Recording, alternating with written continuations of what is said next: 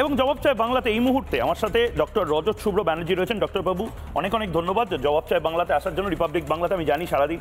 এবং ফাইনালি আপনাকে গ্রেপ্তার করা হয়েছিল, সেই দিকে সেই খবরের দিকে আমরা নজর রাখবো। কিন্তু কে এই রজত শুভ্র ব্যানার্জি, ডক্টর ব্যানার্জি কে? ডক্টর ব্যানার্জির প্রোফাইল আমরা বাংলার মানুষকে দেখাবো।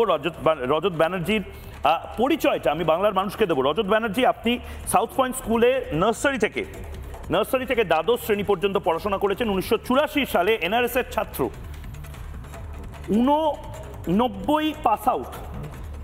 তারপর কলকাতা এবং রাজ্যের নানা ক্ষেত্রে ডাক্তারি করেন।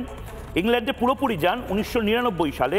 এনএইচএস অর্থাৎ ন্যাশনাল হেলথ স্কিম, যেটা সরকারি হাসপাতালগুলো রয়েছে, সার্ভিস ইউনাইটেড কিংডমে, সেখানে পড়াশোনার পরে চাকরিতে যুক্ত হন এবং তারপর ব্রিটিশ পাসপোর্ট পান 1923 পর্যন্ত আপনার কর্মজীবন। এবং তারপর এখন রিটায়ার্ড লাইফ, এবং রিটায়ার্ড লাইফে এসে অবশেষে আপনি মমতা বন্দ্যোপাধ্যায়ের পুলিশ আপনাকে আপনার পাড়া থেকে গ্রেপ্তার করলো।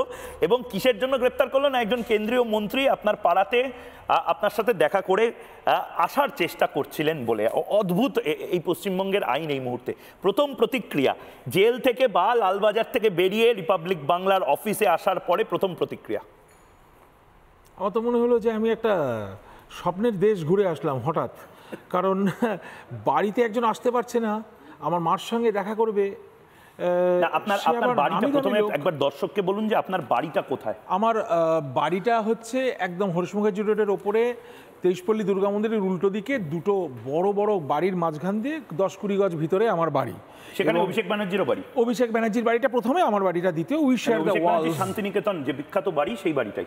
আমি তো অশান্তিনিকেতন বলে আমি এটা ডাকি, বলে দিলাম। আমি দেখি ওটা অশান্তিনিকেতন, কারণ সারা পাড়ায় ওটা একটা অশান্তির সৃষ্টি করেছে এবং আমাদের জনজীবন বিপর্যস্ত করেছে। যদিও অভিষেক ব্যানার্জিকে আমার দেখার সৌভাগ্য হয়নি। মানে ধরুন 50 জন পুলিশ অলওয়েজ ডিউটি দিচ্ছে, সেখানে আমার বাড়িতে কেউ আসছে, আমার বাড়িতে কেউ যাচ্ছে, তাকে জিজ্ঞাসাবাদ করা হচ্ছে কেন যাচ্ছেন, কোথায় যাচ্ছেন। আমি বেশিরভাগ সময় গান নিয়ে মেতে থাকি। মিউজিশিয়ানসরা তবলা নিয়ে, হারমোনিয়াম নিয়ে বা কিছু নিয়ে যদি ইনস্ট্রুমেন্টস, আপনারা কোথায় যাচ্ছেন এরকম প্রশ্ন। রিসেন্টলি গার্ডরেল টেনে আমার গাড়ির রাখার জায়গাটা পর্যন্ত বন্ধ করে দেওয়া হয়েছে।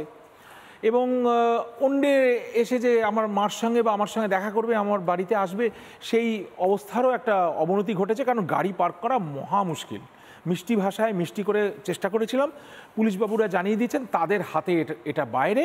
কোথা থেকে অর্ডার আসে তারাও ঠিক বলতে পারলেন না, কিন্তু অর্ডারটা আছে, ওখানে গাড়ি টাড়ি দাঁড়ানো যাবে না এবং গাড়ি টাড়ি রাখতে গেলে বিশেষ সাবধানতা অবলম্বন করতে হবে। রিসেন্টলি গার্ডরেল গাড়িটাই বন্ধ হয়েছে। বলছে যে পাসেরও ব্যবস্থা, যেরকম দুর্গাপুজোতে পাস দেওয়া হয় সেরকম নাকি পাসেরও ব্যবস্থা করার জন্য বারবার। আমি তো পাস পাইনি, আজকে ফেলিওরটা দেখলাম। পাসের কোনো তো সম্ভাবনা দেখিনি। একটা যে কোনো একটা অ্যাভারেজ সিটিজেনশিপের যদি কিছু একটা রদলবদল ঘটে, সেখানে একটা নোটিশ সার্ভ করা হয়। নোটিশ সার্ভ করার পরে তারপরে তার ওপিনিয়ন না হয়, দেন দ্য কমিটি শুড এক্সিকিউট। সেটা যদি মিউনিসিপ্যাল কমিটির থেকে বলতো জানতাম।